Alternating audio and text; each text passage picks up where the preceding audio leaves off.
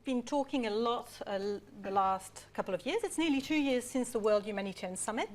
And I'd like to have a bit of your take on where the system stands now. What has changed, what has not changed, what should we be looking at?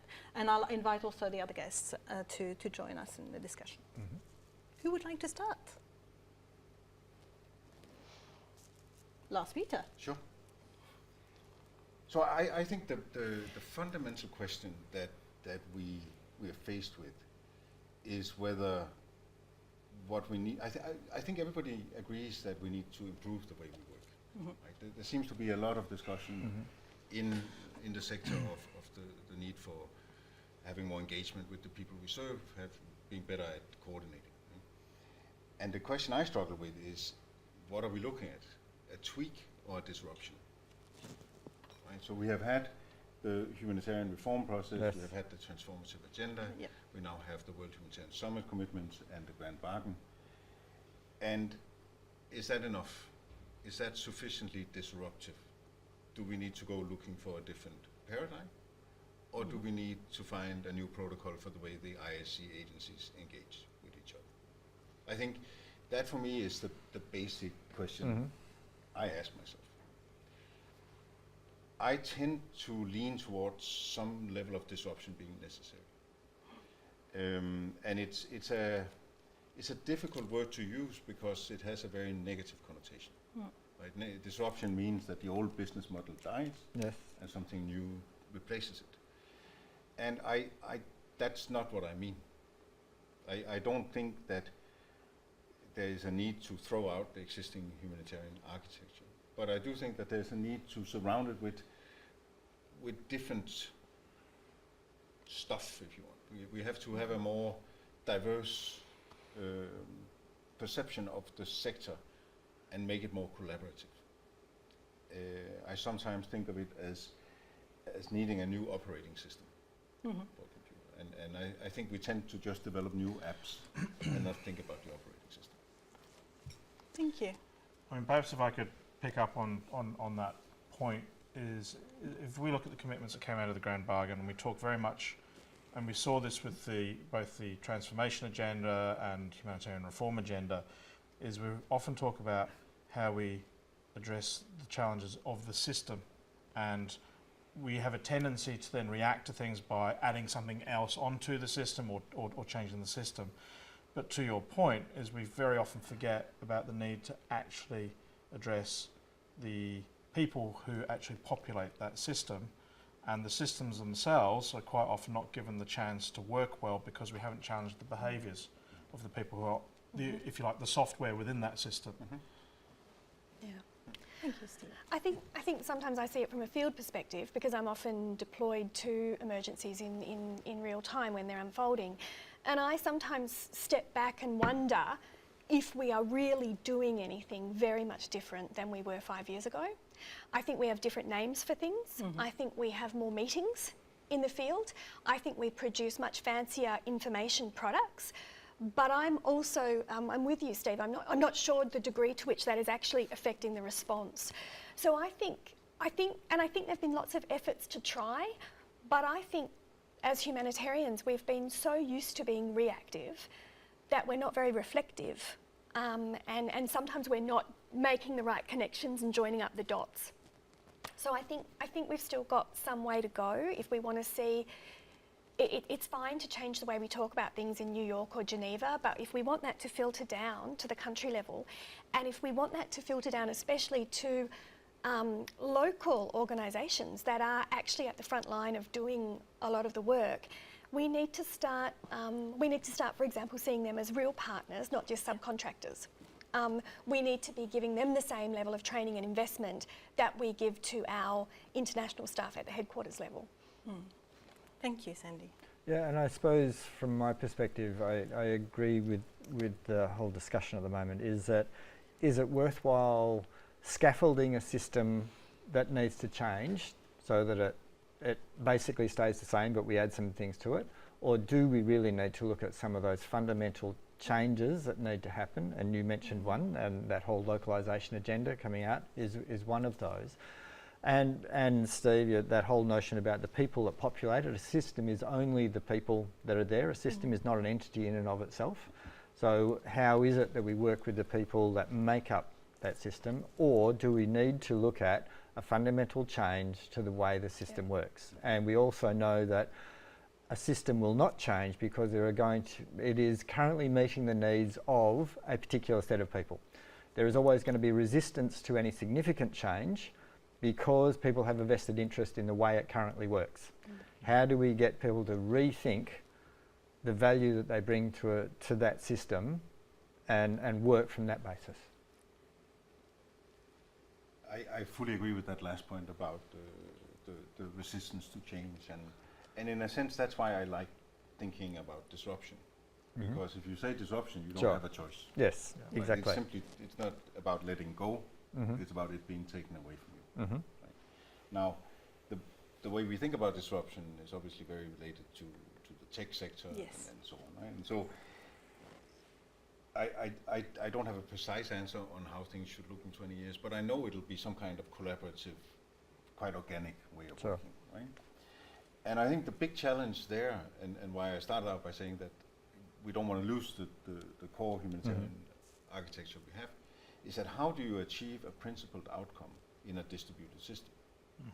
How do you actually make sure that the collective actions of this starfish, or whatever you want to call it, produces a principled outcome where those most in needs are served? Right? That's a big challenge, and I don't think we have a good answer for that. I think if you look at that issue around disruption and how you then inculcate values, ethics and principles, assuming that the values, ethics and principles that that we believe are the right ones aren't necessarily the right ones for all the Asian contexts or all the African contexts or the Latin American contexts and so on, is that I get a sense that there's a level of complacency within the existing architecture and the existing system, and it'll end up being external drivers that will force that disruption, as it does in the tech sector and as it does in other sectors as well, which will inevitably result in organisations having to think very, very quickly about whether they are still relevant in 5 years' time, let alone 10 years' time or 20 years' time. I think the other thing that, and this quite often comes up in our discussions as well, particularly with our students, is there a role or a value in trying to inculcate humanitarian principles, values and ethics into the private sector, who are becoming more and more visible within humanitarian settings, or those sort of informal community-based humanitarian actors that may not be recognisable as a formal entity as such, but arise because communities are trying to deal with their own problems. And we're looking at those external drivers within the frame of an increasingly constrained funding environment as well, where we see both Australia, the US are now talking about cuts to their aid budget, the EU aid budget's under pressure, the United Kingdom is trying to defend it, but that is also increasingly under attack as well. Is when all those things come together, it creates a real challenge to the existing architecture and whether that is in fact sustainable. Thank you, Steve. I will actually build on this and say, you said earlier on, and I quote, "You don't control an ecosystem, you weed it or water it, you influence it." So how do you think it can be influenced? It's about incentives. How are we incentivized? Right? What actually drives an institutional agenda? Right? And I think we sometimes overlook that. I think at times we think of ourselves as the good guys. I don't necessarily think we're the good guys. Yeah. I think I have many wonderful colleagues who are good people, but I don't think the institutions as such are good. I think they are incentivized to do certain things, maximize their turnover, get as big a slice of the operation as they can, whatever it might be. And I think to change things, that's where we have to go. We have to look at those incentives. And you can change that in different ways. We work with assessment. And I think, for example, having an independent outfit such as ACAPS provide an analysis into a crisis means that it becomes harder for an agency to shape the humanitarian narrative with their institutional bias. So you change the incentive by simply having an operationally unpolluted version of the situation out there, and contrasting that with a maybe more or less skewed operational narrative. And that creates a tension that changes the incentives. So in relation to that notion about having an external body, and I agree with you, an independent body that gathers that, is the assumptions embedded within the people doing the analysis. So making sure that we have a variety of people doing the analysis.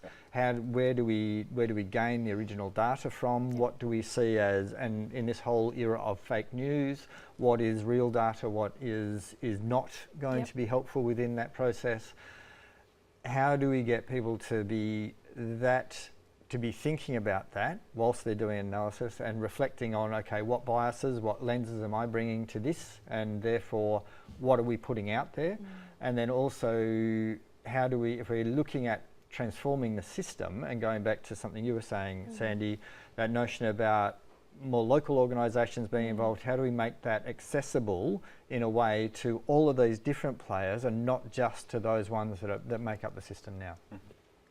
Yeah, I think that part of that is by, I think one of the things that ACAPS has brought to the table is we've tried to unpick the humanitarian analysis process. Whether it was done well or not, to a certain degree, decisions were always being made, and they were always being made on the basis of some kind of information or some kind of incentives. I think what we've tried to do is we've tried to unpick that process and make sense of it, in a way where we've drawn on other disciplines. We've drawn on business analytics, and we've drawn on intelligence processes. And so we've tried to make that a more transparent process.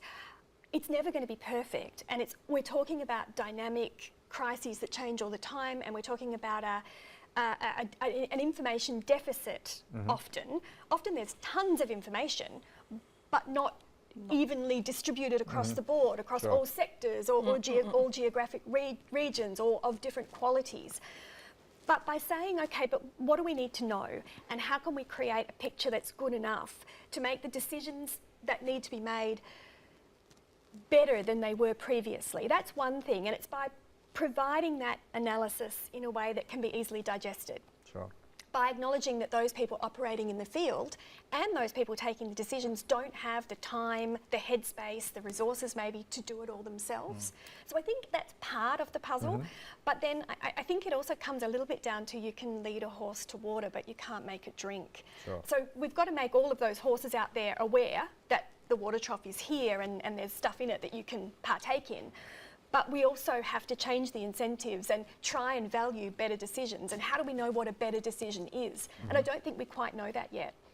So that links a lot to some of the leadership behaviours we actually teach in the leadership course, and decision making is part of it. So it's having the managerial courage, but also the approach of you make decisions without always having all the information. So but it's actually about making that decision. Yeah. So what do you see the role of leadership in this change?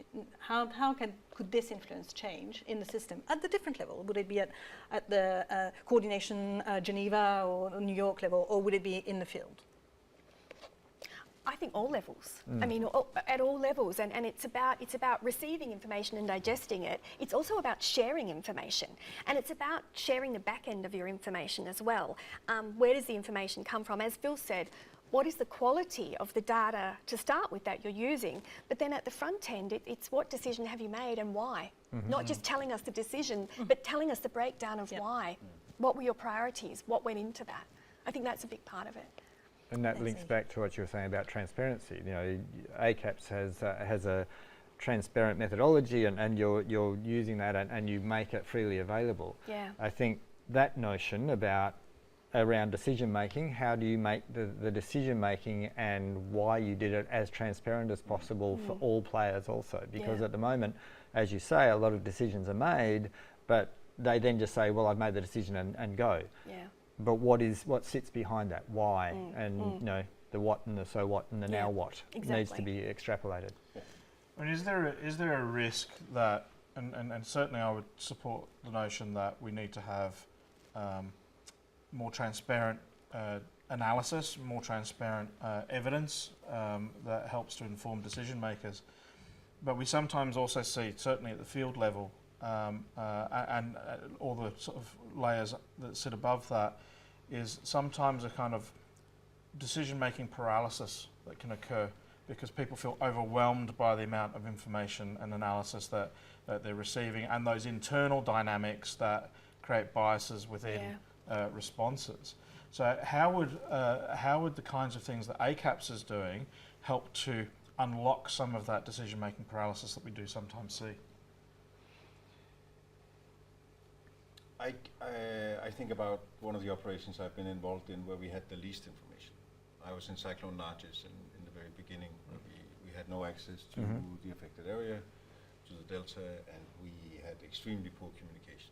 It was a bit like being in a submarine, basically. Right? We had very limited information, and they asked us to do a strategy. I was coordinating the shelter cluster, right? And we basically did a strategy that said we have no clue about the situation. So what we will do is we will distribute equally to the 3 hubs whatever we get in until we know something more, and meanwhile we'll really try to refine our understanding of the situation.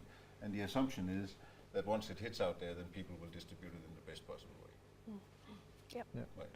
And I think because you can make the right decision without knowing anything. Yeah. Right? But you can't be accountable unless you say what you do. Yeah. Unless you say these are the choices Sure. I make, and for me that's leadership.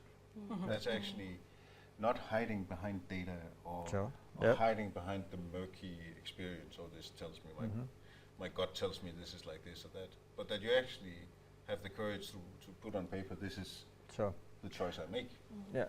But is that one of the perverse incentives that's currently in the system, is the fact of accountability is out there and it's being seen and is very important and needs to be there, but it is also part of the risk aversion. It's building in a risk aversion for organisations and for people within organisations to make some of those decisions that they need to make, to be transparent, because they're concerned that either their organisation will give them a hard time, or donors will see it in a particular way.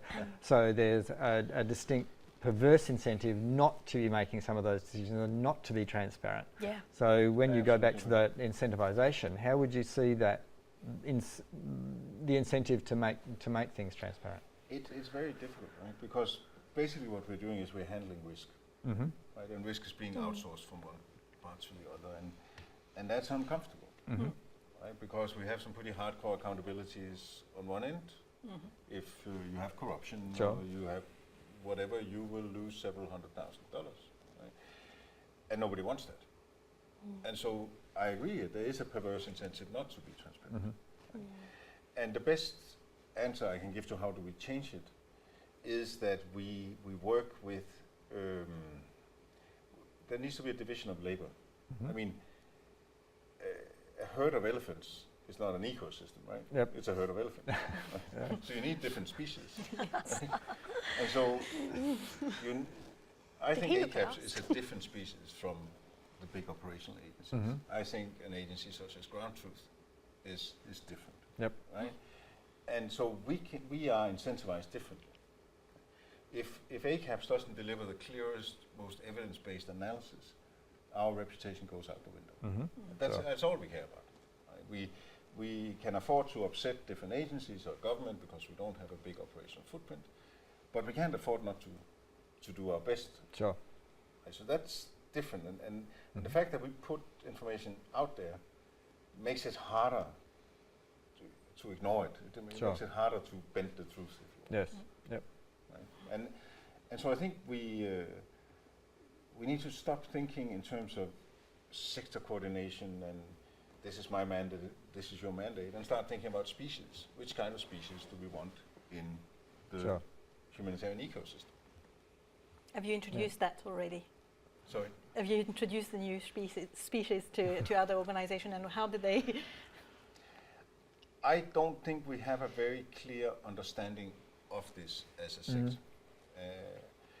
And I think that there are diminishing returns on the sort of exercises we are going through to improve the system.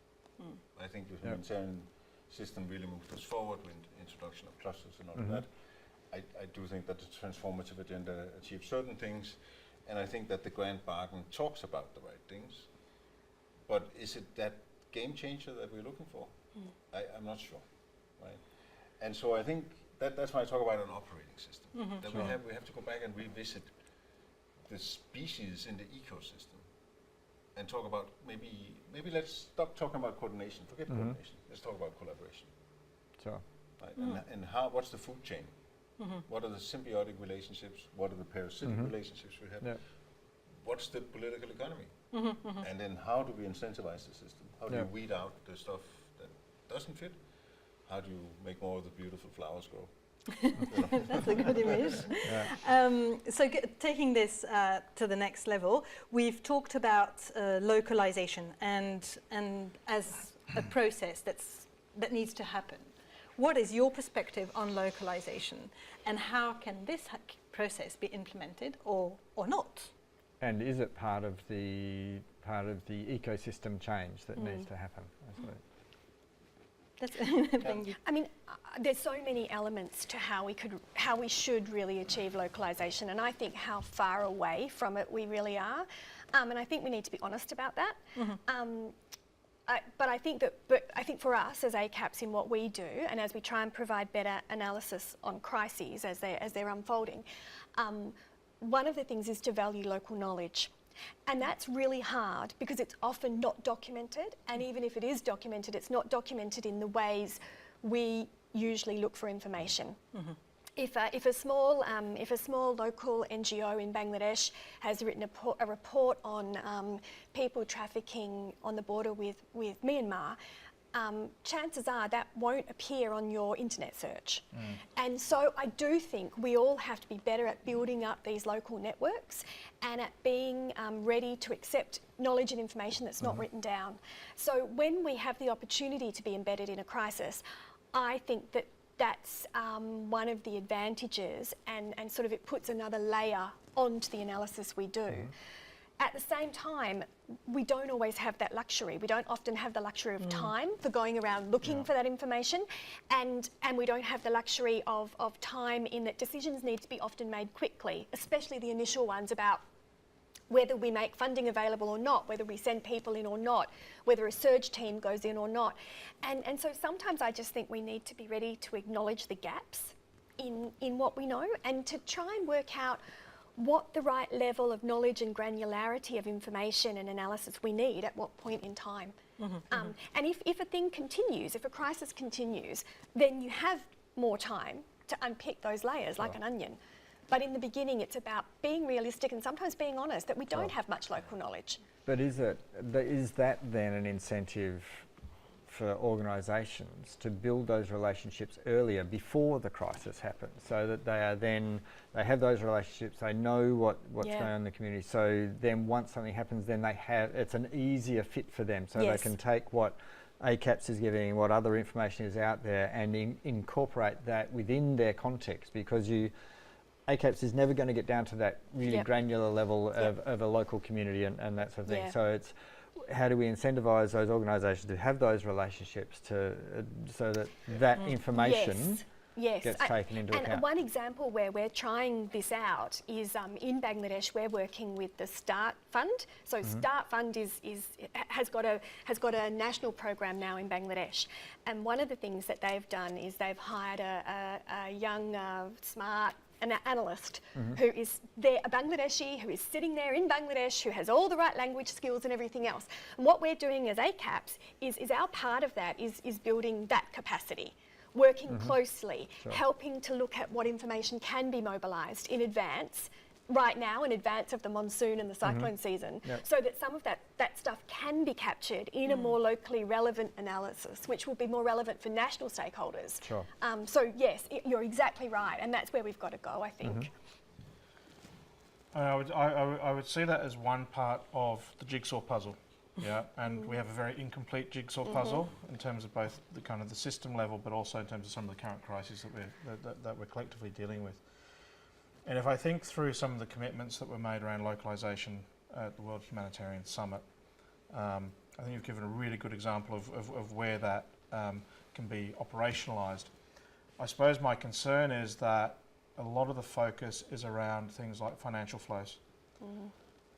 And also the current conceptualisation of partnership, particularly by the larger agencies, tends to be one that's very transactional. It's a kind of service provider relationship rather than one that's actually looking at a collaborative approach to the work that they do.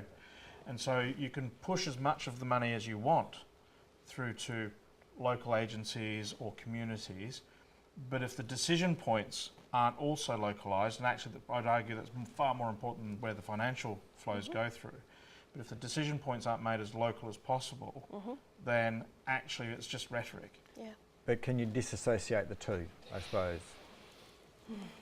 So the way I would put, I agree with a lot of what you said, right? But I think we have localization when the money goes there. Exactly. Right? Yeah. You know, and I think we need to get, first of all, we need to stop thinking about it as a zero-sum game. Right? It's local. It's not localization. It's about defining the right division of labor between the global level and the local. And I think the example you gave, Sandy, of Bangladesh is a good one in that sense. And then we need to think about what, is it a franchise model we should be working with? Right? Is it, so maybe INGOs should start think about how they can find franchise takers who then develop the skills they need to handle back donor money with certain, you know, requirements. Is that how we do it? And right?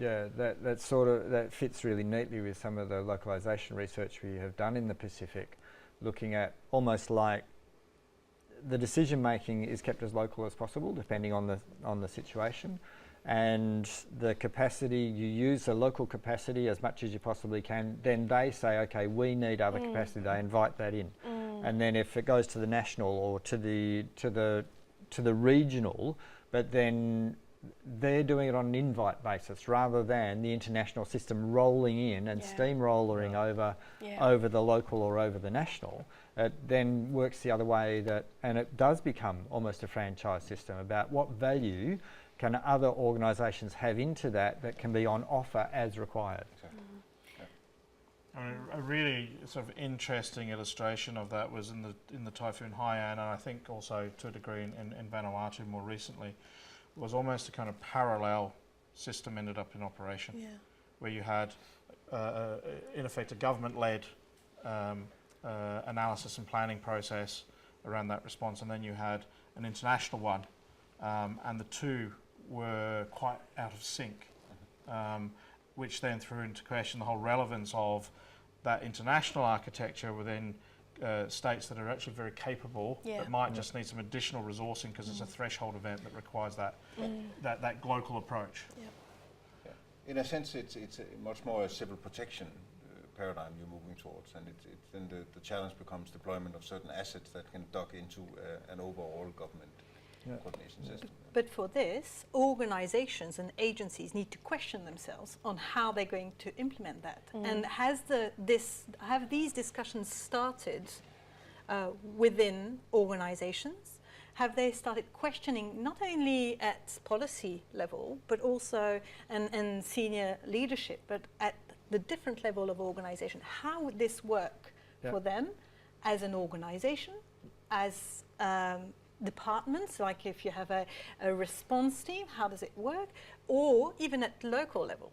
Now, just in addition to that, because when we start talking about organisations and even when we're talking about the whole system, and we look at some of the integrity issues that are out there within the overall system at the moment, what is the role of gender within the system change that is necessary?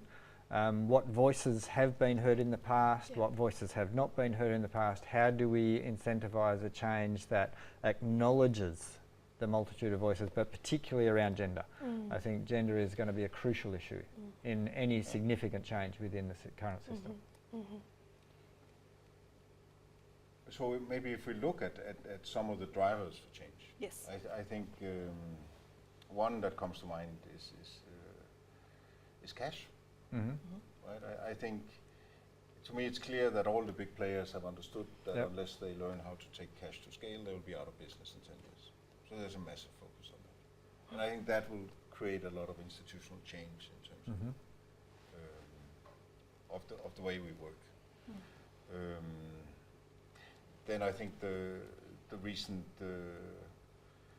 discussions we have had about behavior in the field of certain agencies, some agencies have gotten really burned. They have lost a lot of contributions and credibility. And so I think that has changed incentives dramatically. I don't think today anybody would see two fingers with unethical behavior, because it's simply, one, because it's wrong, of course, but also because it's really costly. It's a massive risk.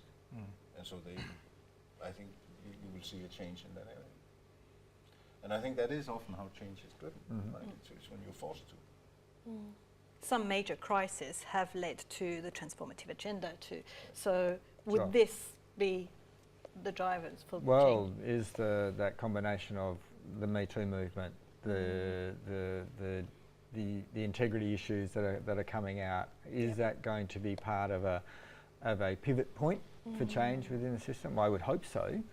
But what is that going to look like? There's already some resistances out there around those sorts of things. So again, what are the incentives to keep that change rolling, rather than it just becoming a discussion that gets lost over a period of time? I think integrity, the word you use, is really, I think that's a really critical word and concept for us in the humanitarian industry, because I think, even though Lars Peter said at the beginning that it's not all about the good guys, I think it's, from the outside, I think we're supposed to be the good guys. We're supposed to be the people that come in and do the good stuff. But I think for quite a while now we've been sort of using slightly double speak in how we talk about things. We've been calling our the local NGOs, we call them partners, but actually, as you pointed out, Steve, they're more like contractors. And some of the things I think we see is that you may have been a contractor for a big international NGO or for one of the UN agencies for many years, but all you really received was the instructions of what to deliver where and the resources to do just that. What didn't come along with that package was any kind of real capacity building in relation to how we do work or why we do what we do, or protection principles, or an understanding of gender, or even leadership development for those organisations. They were kind of left to fend for themselves, and hopefully that they'd sort of, maybe by osmosis, pick up some of that good stuff. And I think we've got to acknowledge that some of those things, and I don't think partnership's the only concept that we've sort of misconstrued, but I think integrity in the system is something that really has to come to the fore. And I think in relation to what you two both said at the beginning about the scaffold, do we just prop up a system and hope that we can tinker with it and change it, or do we disrupt it completely? I think one of the resistors to that kind of disruption is fear. I think it's fear of what we're going to lose, and I also, fear for these invested parties. But I also think it's a genuine fear of the fact that crises keep on coming, and maybe this is all we've got to work with. So I think it's kind of really, really scary to think about the big change. One big thing that is clear is, though humanitarians work in very difficult, complex emergencies, ambiguity, they feel very uncomfortable with ambiguity about the system or the organisation or the way they work. And this is maybe something that needs to be explored a little bit more. Yeah. If I can just pick up on that integrity theme a bit more, is what strikes me about the current crisis is that it has really only reflected on large international organisations and parts of the UN system as well. There is a question as well around what are the drivers and behaviours that are also occurring within the institutional donors. Are we seeing these, we pick up on that idea of people learning behaviours by osmosis as well? Is that then being reflected on how some local organisations are also behaving?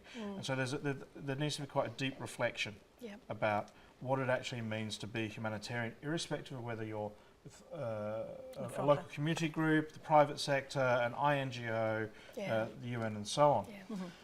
I also get the impression in terms of how some agencies have been dealing with this particular, it's a crisis for the system, but this particular crisis is that they are much more, some of them appear to be much more concerned around the reputational issues rather than those kind of deep-rooted values issues. Yep. And I think that there's there needs to be a better understanding that integrity is as much about what you do when nobody's looking Yes. as it is about what you do when you're under the spotlight. Yeah. It's all about what you do when nobody's looking. Yes. But that goes back to the individual and behaviours of individuals, because the system is made of individuals. And how do we actually influence, and it's going back to the question of influencing for change, how do we influence for change and having people question it and reflect on it? I think on one side, checks and balances. Like we humanitarians are often quite, don't want that. And I think we have to grow up as an industry and accept that there is a need for checks and balances. No, accountability is uncomfortable. But and I think the other thing is, I think we need to find some fresh money. I'm not sure that with the current institutional donors, I think we have to find a pot of money that comes from different sources. That maybe not have a strictly traditional humanitarian focus. Maybe it's the diaspora, maybe it's the right, and then think in terms of how can we get others to do the heavy lifting, and then we fill the gaps in a sense. Right? So how do we get that collaborative system going where we mobilize resources from other sectors to achieve our objectives, and then pitch in with the traditional money and approaches on top. Thank you very much. I'm going to ask, what would be your word of wisdom today about the humanitarian system? For me, it'd have to be integrity. And whether that be integrity at the individual level, or whether that be integrity at an organisational level, or whether that be integrity of the system, I think that's at the core of for me, of what needs to change. Thank you. So outside my office on the wall, it's written "fail forward." Right, and I think we need to find the courage to fail, talk about it, and learn from that. Right, and have and it's also about integrity, because we do fail, and we do need to change, and so we need to make that legitimate, and have a culture that is less risk adverse. Thank you. I like both of those, and I think related to them is actually being honest about the assumptions that we make. And I think, for example, if you take a decision and you've documented why, even if it's in an information scarce or an analysis scarce environment, if you say why you decided to do what you did, even if you're wrong, even if you do fail, that shouldn't be a penalty against you. Because as we've all said, you can accidentally make the right decision too. So I'd like to see us being more clear about why we made the decisions, so that we can track that over time, because I think that is how we learn from those failures. That's how we turn those failures into failing forward rather than just failing. Thank you, Sandy. I suppose it builds really on the other three reflections, is that we need to really rethink the overall business model of organisations and how they operate, and what kind of system is it that they want to operate within, because the future is going to be very, very different, and the future is not 20 years away. The future is 5 years away. And increasingly we're seeing that communities are taking greater ownership of their own humanitarian responses, and agencies need to decide whether they're going to be supportive of that, or whether they're actually going to go the same way as the dinosaurs, and maybe in a million years be dug up and used as a fossil fuel. Thank you very much, Steve. On this note, it was a pleasure to have you share your thoughts on what the humanitarian system looks like now and what it should be looking like. Thank you very much. Thanks to you all. Thank you. Thank you.